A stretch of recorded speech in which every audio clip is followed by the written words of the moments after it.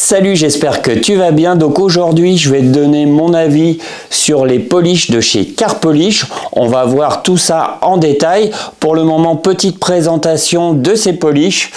Donc en premier, nous avons le Diamond's Cut 3000. Donc celui-ci, c'est le Kampoon. Après, nous avons le Kampoon 5000. Donc ça, on peut le considérer comme un médium. Le Final Cut, donc un polish de finition.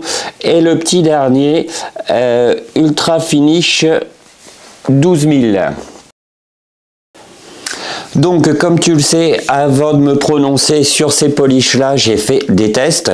Donc comme tu l'as peut-être vu sur TikTok ou Facebook, j'ai fait une correction totale sur une BMW M3 blanche. En voici quelques images.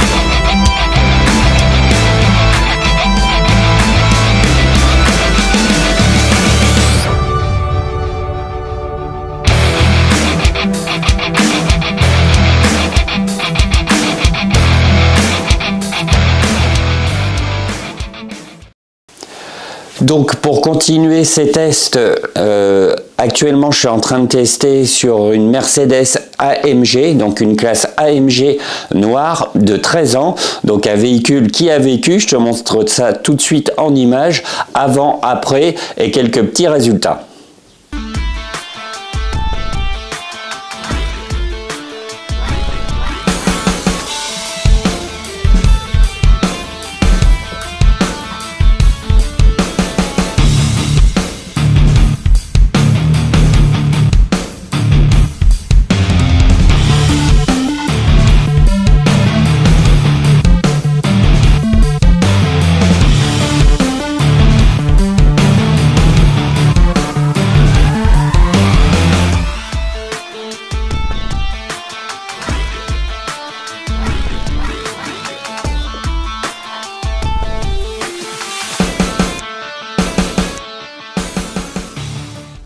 Comme tu peux le voir aussi sur ma servante, eh bien j'utilise tout type de machine, ce qui permet de tester correctement les polishes. Donc tu as des rotas, des orbitales, tu as des rotations forcées. Enfin bon, tu as tous les types de machines qui existent sur le marché.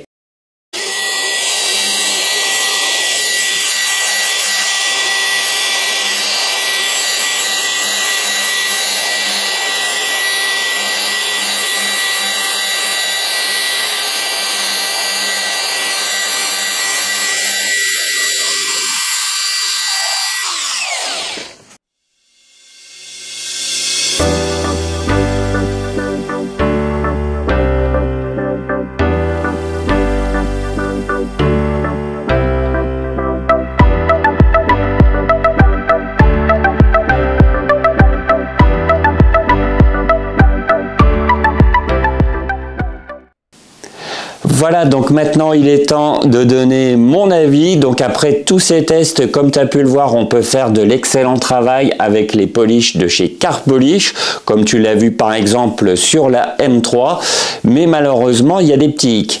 Donc voilà, on va commencer par le Diamond's Cut 3000, donc qui est censé être le cut, celui qui a le plus gros pouvoir de coupe. Donc effectivement, il a de la coupe, mais pas suffisamment. Donc tu es obligé d'enchaîner les passes pour avoir un résultat impeccable, et quelquefois c'est un peu compliqué, comme par exemple sur cette Mercedes, comme tu le sais, les vernis Mercedes sont relativement durs.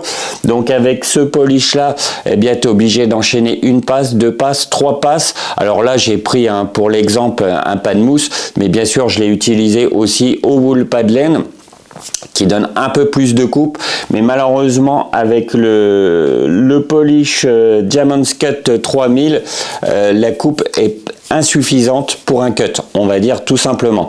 Donc comme tu l'as pu le voir sur le petit test que je t'ai montré en image, en une seule passe, tu as déjà pas mal de poussière. Bon, après ce qu'il faut dire, c'est que la plupart des cuts font de la poussière, donc rien de dramatique. Le petit hic aussi, c'est que comme tu l'as vu sur le pad, eh bien malheureusement ce polish là a tendance à saturer relativement rapidement les pads.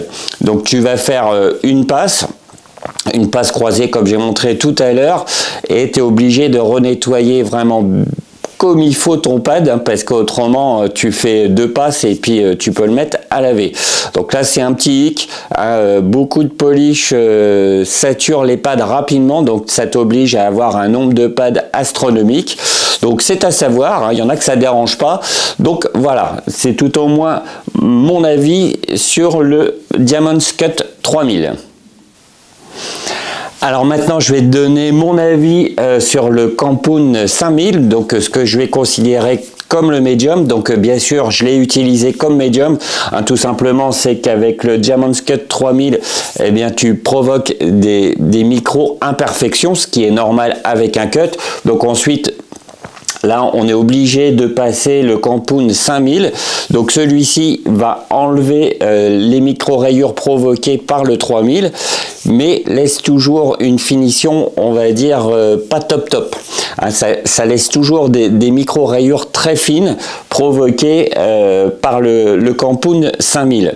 Donc automatiquement, tu es obligé de renchaîner sur le polish de finition qui arrive à t'enlever le reste. Donc automatiquement, le souci avec cette gamme de polish, eh bien, c'est que tu es obligé de commencer par le Kampoon, enfin le Diamond's Cut, pardon, ensuite le Kampoon et la finition. Tu peux pas te dire tiens, je vais prendre le Diamond's Cut et directement passer à la finition. Là, tu as un résultat qui est vraiment très médiocre, hein, parce que le polish de finition n'arrive pas à enlever les micro-rayures provoquées par le Diamond's Cut. Donc là, c'est un petit hic, hein, parce que obligatoirement, si tout se passe bien, tu es obligé de passer par ces 3 polish là obligatoirement, contrairement à certaines marques, je vais pouvoir en reparler tout à l'heure, que tu peux aller du cut à la finition et avoir un résultat impeccable et beaucoup plus rapidement. Donc là, t'enchaînes les passes, ensuite tu vas faire une passe de médium et une passe de finition. Donc tout le résultat au final va être bon, il n'y a pas de souci, hein, mais automatiquement t'enchaînes les passes. Donc automatiquement ça te donne énormément de travail et au final eh ben, tu perds ton temps quand même. Voilà, l'ultra finition est bien, il n'y a pas de souci. Donc le polish de finition et le polish d'ultra finition, j'ai rien à dire. Voilà, les deux hicks se portent sur le cut, le médium, hein, et puis l'enchaînement des passes qui est quand même un point vraiment négatif. Alors bien sûr, pour faire tous ces tests, j'ai choisi des combos adaptés, donc que ce soit la machine idéale pour commencer le cut, mais aussi le pad. Donc tout ça, ça a pris énormément de temps avant d'avoir un avis. Hein, ce que j'arrive pas à comprendre, c'est que certaines personnes donnent des avis en faisant 2-3 passes sur une porte ou un capot, et arrive à juger des polish. Donc c'est relativement compliqué. Faut aussi savoir que suivant les vernis, hein, si tu as un vernis tendre, médium ou dur, c'est pas pareil non plus, le résultat n'est pas le même. Donc là, les deux voitures où j'ai testé cette gamme de polish, eh bien, ont un vernis très dur, ce qu'il faut savoir. Donc cette gamme de polish là, sur des vernis, on va dire médium ou tendre, à mon avis, le résultat va être meilleur, beaucoup plus facile à avoir, hein, mais malheureusement sur un vernis dur comme sur les deux voitures que j'ai testées, c'était un peu plus compliqué et un peu plus long. Donc voilà, j'ai fait un comparatif entre donc la gamme de polish de chez Carpolish et mes polish préférés. Donc là, c'est la gamme 3D. Hein, tout simplement, tu as le 510 et le 520, polish de cut, polish de finition. Donc tu vas faire 1 à 2 passes de polish de cut et une passe de polish de finition et tu as fini. Voilà, le 510 a un très très bon pouvoir de coupe, une belle finition aussi, à la limite tu as déjà une belle brillance, aucun défaut provoqué sur la carrosserie. pas de poussière, voire très peu. Le polish de finition va te donner une finition brillante avec une belle profondeur.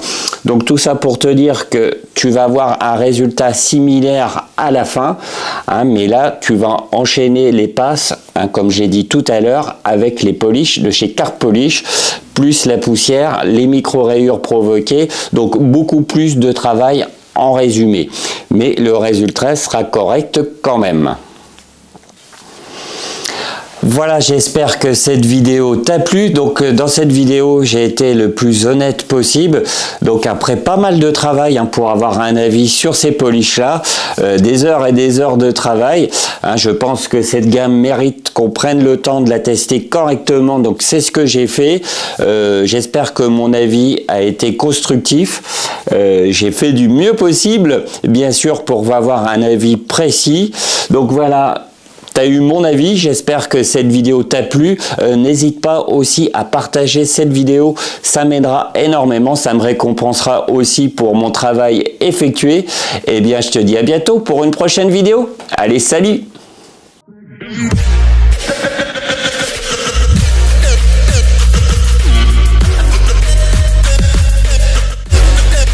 Rhythm.